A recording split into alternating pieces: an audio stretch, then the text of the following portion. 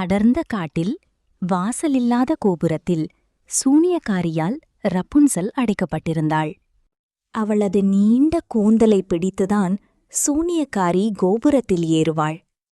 ஒருநாள் அவ்வழியே குதிரையில் வந்த ஒரு இளவரசன் இந்த காட்சியைக் கண்டு வியந்தான். சூனியக்காரி சென்றதும் அவன் ரப்புன்சலை சந்தித்து நட்பானான். இருவரும் தப்பிக்கவும் திட்டமிட்டனர்.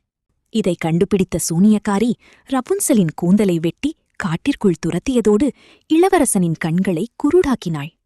பல வருடங்களுக்குப் பின் ரப்புன்சலின் குரலை வைத்து இளவரசன் அவளை கண்டுபிடித்தான். ரப்புன்சலின் ஆனந்த கண்ணீர் பட்டு இளவரசனுக்கு பார்வை கிடைத்தது. இருவரும் அரசவைக்கு திரும்பி திருமணம் செய்து கொண்டு மகிழ்ச்சியோடு வாழ்ந்தனர்.